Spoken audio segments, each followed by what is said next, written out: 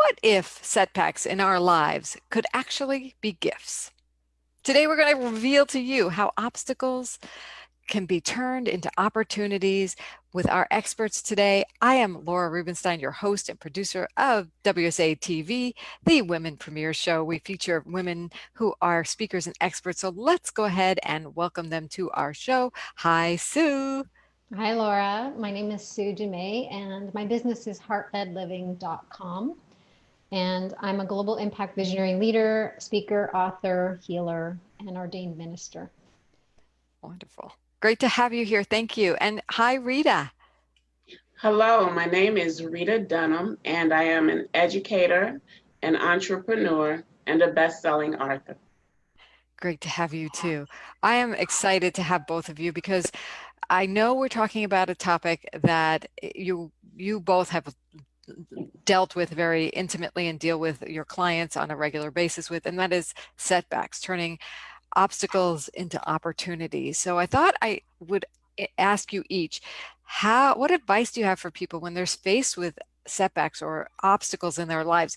What can they do to turn them into opportunities? Why don't you share with us, Sue, first?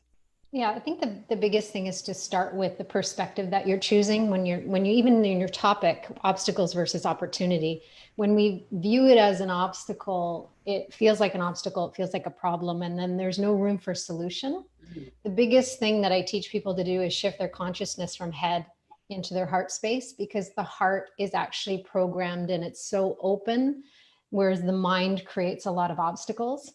The filter we look through is based on our fears, our beliefs, our thoughts, our programming. And that's all stuff that has been embedded in our lives and in our minds for a long time. So if we can shift out of the head and into the heart and trust that if it's on our path, it's purposeful, and we may not see the purpose in the moment, but there is some lesson or some opportunity within that obstacle, then in that heart space, we can actually find more peace and meaning on our journey. Hmm. It just kind of calms you right down, right, to Yes, think it about it does. that way. And Rita, share with us, how you would help somebody turn an obstacle into opportunity, or maybe you have a story. Well, actually, a few years ago, I ran into a total stranger who was totally convinced that he was right at the point of giving up hope.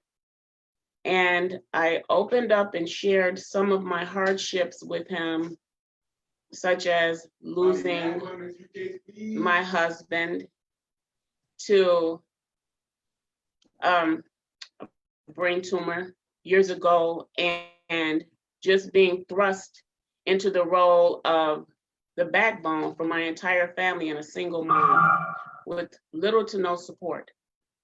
And how I understand and know how it feels for life to call us to be our strongest at our weakest moment. And I also assured him that if you just hang on and keep pushing forward, eventually dawn will break and you will see daylight. Daylight will arrive again.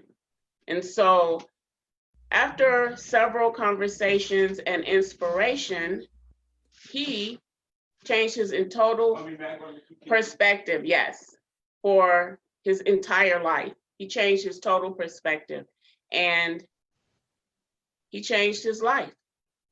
And so the main thing that I say is that I've noticed from my own experience is some of the most difficult trials and heartbreaking seasons teach us the most powerful lessons in life, is what I've experienced. And so, Amen. amen. Both of you have shared such wisdom, dropping into your heart, looking at it from the perspective of an opportunity, whatever life is facing you. And then sometimes you just need to reach out. And it's okay if you're going through something difficult. Sometimes just in that expressing it to someone else, like Rita, you did, but like somebody did to you actually, and then you had the perfect words to say, not that you knew you did, but you did. right? And you made that difference. So life is going to throw us obstacles. That is what life is. And today's show is all about giving you hope and inspiration and tips on how to bring that. So thank you for your advice. I want to learn a little bit more about each of you because you've obviously gone through stuff to get to this wisdom. So, and now tell us, who do you work with and what do you do with them? And Sue, why don't you go first? Sure. I work with light leaders, light workers, healers, speakers, authors, people, entrepreneurs, women entrepreneurs that are really wanting to be more heart led and lead with their heart versus their head. Get out of their heads, dissolve fear, move through fear, and find the way that they're at. Find really the way to answer the truest calling in their heart, the highest calling of their heart. That often terrifies us on some level, but it excites us at the same time. So to be able to help navigate that transition from head to heart and navigate that transition from fear to that deep place of knowing that this is what I'm meant to be doing, that's what I'm most passionate about. And for me, it's all about kind of uniting all of us in that space within the heart that doesn't have that filter of judgment and projection and blame, and bringing us all together again. And I feel like, everything that's going on globally, the big, massive obstacle or the elephant in the room right now, one of them is COVID-19. Another is, you can name a whole list of things that are happening right now. And there's this big upheaval. But at the same time, what I'm seeing it doing is bringing everything up to the surface for healing. Everything that has been in the darkness and hidden for so long is coming into the light of awareness to shift, to heal, to take ownership, to take responsibility, and for all of us to be able to really radically, honestly look at our lives. It's a huge opportunity right now for all of us to wake up and do things differently. And as much as it's challenging to watch, I'm really grateful for everything that's happening. Mm, really empowering perspective. So thank you for the work you're doing, for the heart, bringing people into the heart, because the more we can come there, it feels like the more we can do what your vision is to heal, to bring that healing. And Rita, so talk to us about your expertise. Who do you work with and what do you do? Well, I'm an educator and I work with children from all types of at risk backgrounds. Um, I love to help children with special needs. I love to help children who may be considered coming from alternative backgrounds that maybe not everyone understands them. I learn the most from those students, and it's the most rewarding work. And then sometimes I reach out to people, colleagues that we're on the same, mission, and they're writers. And for the most part, that is my work, writing and school district. Great. And I want to ask you, and I'll come back to you, Sue, on this. Rita, how did you come to this work? Well, generally, it's always been, I'm like a type of person that likes to reach out to people, compassionate. I'm always rooting for, like, so to speak, the underdog, or asking people, like, why do you think that person felt the way that they did, or why won't you give them a chance? And my older sister, she had a youth organization, and she kind of inspired me. She passed away in 2001, but at the same time, it's like, I don't know, her spirit rests in me, and I end up following a lot of the things that she was doing. This was not, I didn't see this coming. I usually just stick with the writing side, but then it turned into a whole nother thing. And it has a lot to do with my upbringing and coming under a sister that was just like an advocate and a youth coordinator and all of that. So it all kind of mixed in from seeing her and learning from her and the whole 9 yards. And then I got into subbing, and I really enjoyed it. I made connections with students who absolutely showed me a lot of love. And maybe people were like, they are not, always that friendly to me. They were. So I think it's the way that you treat a person is what you get back. in my Indeed. opinion. And you're really modeling that for the youth of that you work with, for the people who are watching what you're doing in the organization. So thank you for that brave work you're doing and that impactful work. And Sue, your work is making a difference too with the light leaders. Do you have a story about either how you helped someone or how you came to that work? Yeah, well, I feel like the work kind of chose me. I was born a healer, so I kind of came in right out of the gate with an intuitive gift, and I didn't understand it as a child. So for me growing up, there was a lot of pain, there was a lot of emotions that I felt that were other people's stuff. And it just was like constantly coming at me with thorns. And I felt like the whole world was just full of so much pain and suffering because that's all I was picking up on everybody's thing. Like I'd stand in a room and that's all I could feel.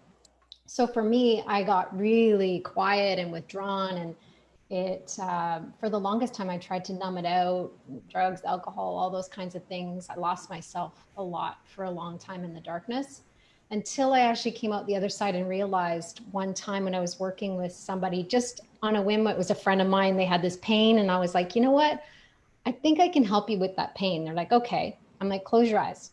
So I literally felt like I reached in, pulled it out, and removed it. And she popped her eyes open. She's like, what did you do? And I was like, oh, I thought I was in trouble. And I'm like, why? She goes, the pain's gone. And I'm like, really? She's like, yeah. And I'm like, okay. It was in that moment, talk about obstacles and opportunities. In that moment, everything shifted. I had this huge awakening. I realized that this is a gift. This is not a curse. This is not something that has to be so heavy and so hard. And my whole life changed in that moment. And it just brought me on this path of being a vehicle for healing and an inspiration for healing and awakening people to the knowledge and the wisdom that their body has, and that if we can just overcome the obstacles in the mind, anything is possible. Mm. So mhm. Oh, thank you. Wow, what a great story of how you transitioned into this or really accepted the power you have to heal and to help people. So beautiful. That's what we do here at Women Speakers Association. We help people bring their message out, honor their gifts, and make a bigger impact in the world. And I wanted to hear a little bit from each of you about Women Speakers Association and the difference it's made for you, the value it is. And Sue, I'm going to stay with you, and why don't you share that, and then I'll go to you, Rita.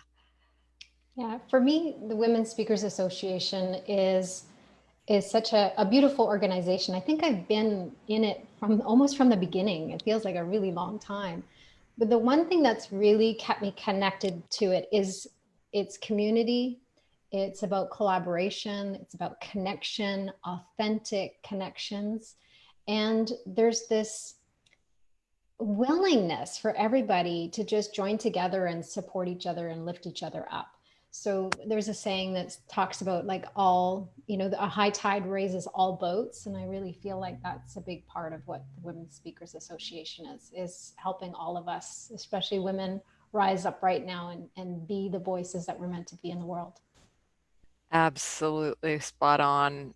We try to bring you those opportunities, whether it's in book publishing, bringing you onto the Premier Women's Show, putting you on a podcast, or giving you the tools and training that elevates your brand for you to do that. So, Rita, why don't you share with us the value that Women Speakers Association is to you? Well, for me, because I run into and talk to and connect with a lot of women who were struggling. And to have a place to go and be able to connect with other females and an organization that has the reach, the training, and the resources and the compassion is what attracts me. And already I'm really enjoying it because of the connection and the support, the sense of support. And that we have a ton of support for you, and I would invite everyone to the first piece of support we have is at speakersuccessplan.com. If you go there, you'll get a free download of our blueprint, our speaker success plan that will help you on this journey. And I know Sue and Rita, you've both taken advantage of that And it's just a great way to see what we have to offer. If you want to become a premier member like Sue and Rita, feel free to go to joinwsa.com and learn more about our community. We look forward to welcoming you into the fold.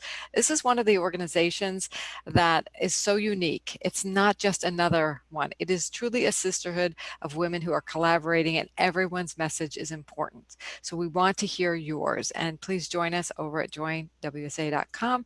It's been my pleasure to be with you too, both Sue and Rita, and learn and heal and inspire people to face their obstacles, to be okay knowing that they will be okay. If there's one takeaway from today, it's like your heart is so powerful and you will be okay. There are people who care, and even if you can't see it, if you just trust the process and be open to being healed and helped. Rita, you and Sue are both just so much of a demonstration of that. So I'm like giving you a standing ovation for the work you do. Thank you for being here. We'll be back next time. Bye, everyone. Thank you. Bye.